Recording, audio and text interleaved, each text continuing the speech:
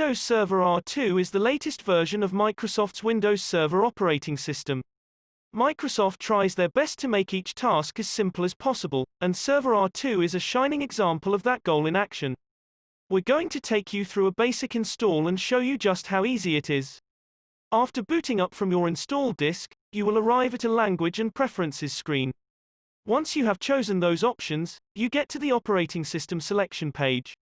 Depending on your license and the purpose of your server, there are a variety of options to choose from. For our purpose today, we are going to choose the Enterprise, Full Installation, version. We get to read the standard end-user license agreement. Since we're doing a base install and not an upgrade, so we choose the Custom, Advanced, option.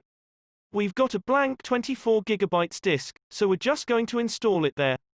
If you want to create a partition out of the available drive space or reformat a drive, then choose Drive Options, Advanced.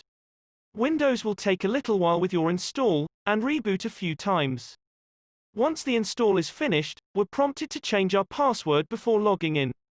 Windows requires that you have a strong password, 7 characters long with at least 3 of the 4 following: uppercase letter, lowercase letter, numeral, or symbol. The entire install will have to be redone. The initial configuration tasks window pops up as soon as you log on. You could also type in ube.x in the command prompt to arrive here. One of the first things we want to correct is the time, so choose Set Time Zone. Make sure that you set the time zone first, because the date and time will shift after. Next we want to choose Configure Networking. The first server installed in a network needs to be a domain controller, and since they require a static IP, we are going to need to set one up now. Double-click on Local Area Connection, and click on Properties.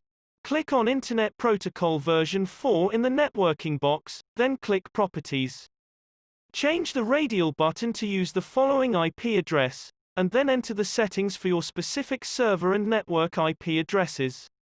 When you're finished, click OK to save settings. That's all there is to doing a base install of Windows Server R2. We're using VMware, but if you are using any virtualization software for your install, this is the point where we advise taking a snapshot, as we haven't yet set any roles or functions. Thank you for watching. For more videos, please subscribe to Limboy channel.